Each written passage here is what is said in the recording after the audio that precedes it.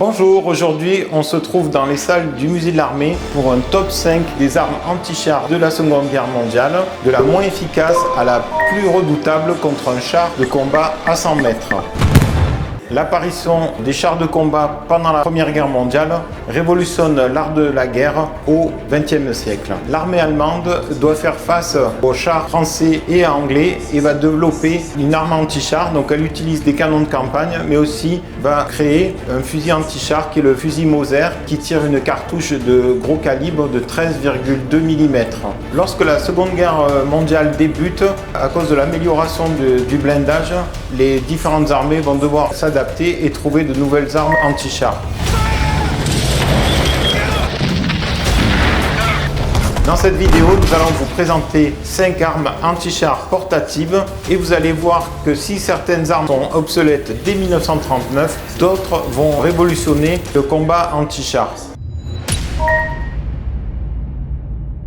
Top 5 des armes anti-chars, on commence par le fusil Boys Mark I. Ce fusil a été conçu par le capitaine Boys à partir de 1937 dans l'armée britannique. C'était un ingénieur à la Royal Small Arms Factory à Enfield. Donc cette arme anti-char pèse 16 kg, mesure 1,67 m et tire une munition de 13,9 mm. Donc c'est l'équivalent de la .55 pouces. Quelle est l'efficacité de ce fusil anti-char? Donc il est capable de percer 23 mm de blindage à 100 yards. Ça fait un peu moins de 100 mètres, 91 mètres. Donc c'est une arme qui est efficace, mais uniquement contre les blindés légers.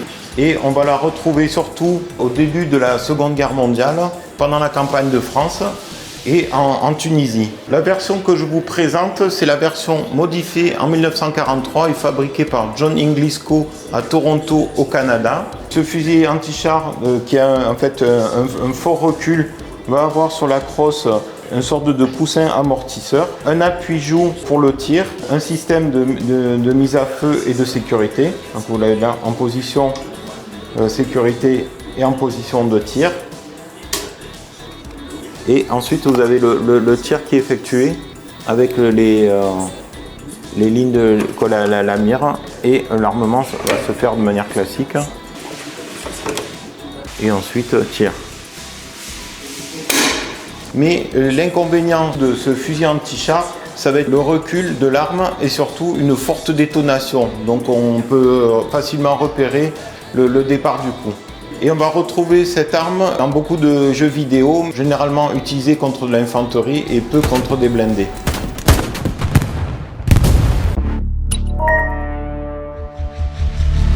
En quatrième position, on retrouve à nouveau un fusil anti-char, le PTRS-41, donc développé à partir de 1938 par Vassili Simonov. Cette arme qui mesure 2,11 m, c'est une arme très longue qui pèse 21 kg et qui tire une munition de 14,5 x 114 mm. Donc cette arme a la particularité d'avoir sur un chargeur, donc un magasin amovible de 5 cartouches. Et cette arme anti-char, c'est le concurrent du fameux PTRD-41 développé lui par Sergei Dektiarev. Et ces armes vont être mises en service à partir de 1941, de l'invasion de l'Union soviétique par les troupes allemandes. Cette arme anti-char est capable de percer 40 mm de blindage à 100 mètres, ce qui en fait une arme assez efficace contre les blindés légers, notamment les premiers Panzer II qui sont utilisés pendant l'opération Barbarossa, et même d'ailleurs les premiers Panzer III, parce qu'il n'y a pas encore un blindage qui a été rajouté sur cette version-là. Mais par rapport au PTRD-41, cette arme a plutôt tendance à s'enrayer ou à s'encrasser avec son système semi-automatique.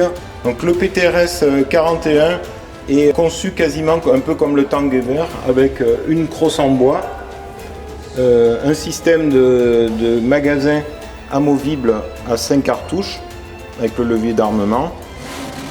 Ensuite vous allez avoir un système de bipied comme toutes les armes anti-char.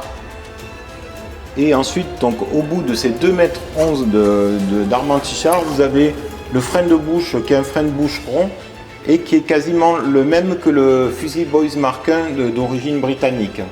Il y a généralement un tireur et un pourvoyeur. Cette arme va être utilisée pendant toute la Seconde Guerre mondiale, mais aussi curieusement à nouveau entre les mains de séparatistes pro-russes dans la guerre dans le Donbass entre 2014 et 2022, parce que la munition de 14,5 mm est toujours en service dans les troupes russes et on la retrouve soit dans certaines mitrailleuses lourdes ou dans des véhicules blindés légers type BTR 60 ou BTR 80. Donc on utilise encore cette arme au XXIe siècle, ce qui est assez curieux. Après le top 5 et le top 4 des armes anti-chars que je vous ai présentés, vont apparaître des armes beaucoup plus redoutables avec l'utilisation de la charge creuse. La charge creuse va apparaître à partir de 1943 et cette charge creuse est vraiment spécifique parce qu'elle utilise ce qu'on appelle l'effet Munro.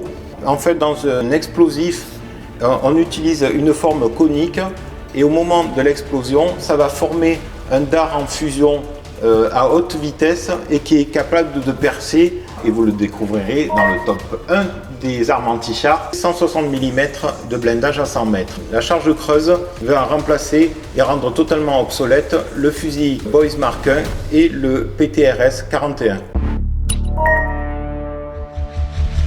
Top 3 des armes anti-chars, je vous présente l'iconique lance-roquette M1A1 dit bazooka.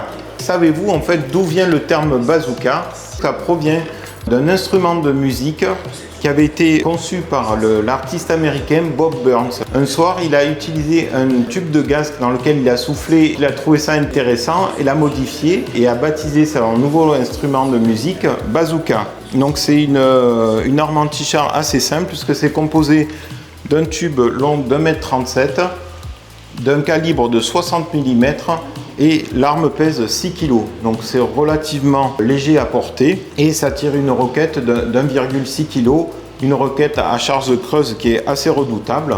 Le tireur va se mettre en position, que ce soit couché, à genoux ou debout. Vous avez la position du tireur. Donc il y a un système de visée et c'est une mise à feu électrique. La crosse contient 2 piles dans cette partie en bois.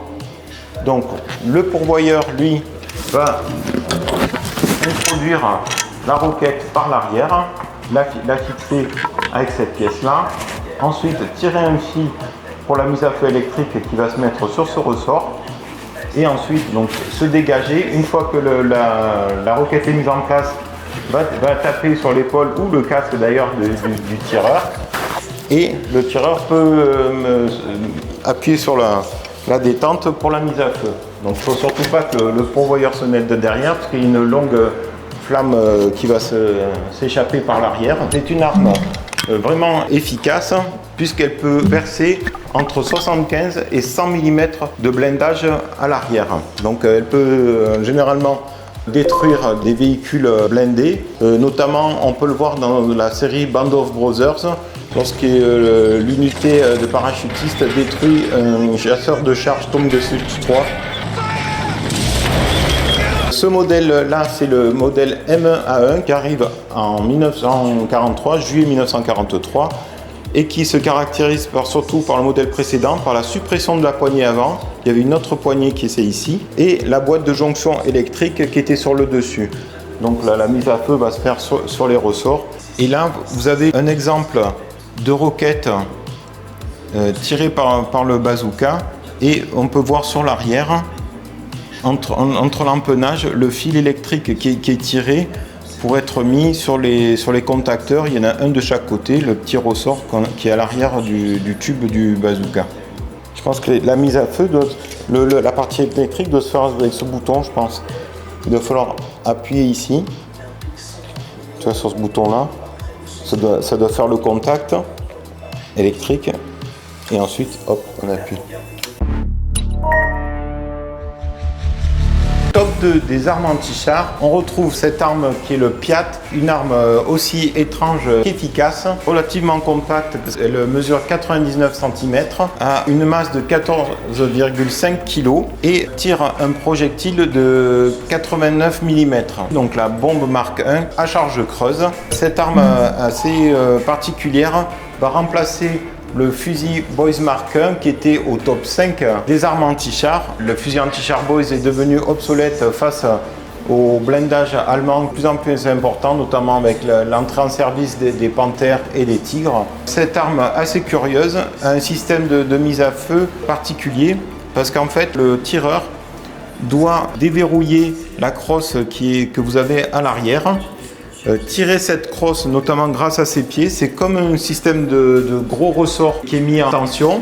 Le pourvoyeur va introduire la bombe Mark I dans la partie avant du PIAT, qui est l'acronyme de Projector Infantry Anti-Tank, et à la mise à feu, donc c'est ce qu'on appelle aussi le système Spigot. Ça va être une tige de métal qui va s'introduire par l'arrière de la bombe pour la mise à feu. On utilise cette arme uniquement en tir couché et elle a la particularité de pouvoir percer 100 mm de blindage à 100 mètres. Donc ça en fait une arme redoutable pour les chars allemands. Conçue en 1942 et mis en service à partir de 1943, on va retrouver le PIAT sur la plupart des théâtres et notamment dans la bataille de Normandie qui va être un combat de blindés, de haies. 6 Victoria Cross, donc la décoration la plus importante pour les Britanniques, ont été attribuées à des tireurs de PIAT pour avoir détruit des blindés allemands. Et on peut la retrouver dans certains films, notamment dans Un pont trop loin.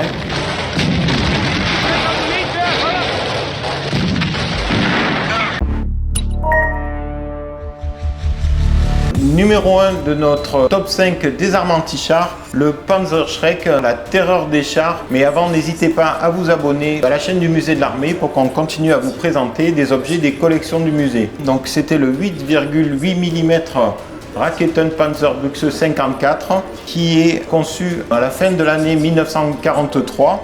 Et curieusement, en fait, il va être développé à partir du bazooka américain récupéré pendant la campagne de Tunisie. Donc les Allemands vont développer cette arme anti-char qui a le même principe que le bazooka américain. C'est à nouveau un tube de 1,67 m d'un calibre de 88 mm et qui pèse donc 9 kg à la base. Il va y avoir le rajout de ce bouclier et augmenter le poids à 11 kg. Puisque le départ de cette roquette qui est utilisée, qui est une charge de creuse, donc une roquette de 88 mm, au départ du coup, continue à brûler des gaz et faire des flammes sur environ 2-3 mètres. Donc pour protéger le tireur, on a rajouté ce bouclier. Donc effectivement, c'est l'arme la plus redoutable pour les blindés alliés, et capable de percer 160 mm de blindage à 100 mètres. Donc ça en fait vraiment l'arme la plus efficace du top 5 des armes anti-chars. Et on va la retrouver notamment dans la plupart des jeux vidéo. Donc le pourvoyeur va introduire la roquette par l'arrière du tube du Panzerschreck. On va être bloqué et comme vous voyez, il y a un boîtier et un système de mise à feu électrique. Donc il y a deux poignées, une pour la partie électrique et ensuite pour le tir. Donc à l'origine, cette arme ne possède pas le bouclier. Le tireur va avoir une combinaison spéciale de protection. Donc ça va être rajouté en 1944, ce bouclier. Comme le bazooka américain, une flamme assez importante qui part par l'arrière. On ne peut pas utiliser ces armes anti-char en milieu confiné, contrairement à ce qui est des fois présenté dans certains films. J'espère que ce top 5 des armes anti-char vous a plu et vous pourrez retrouver ces différentes armes dans les salles de Seconde Guerre mondiale du musée de l'armée.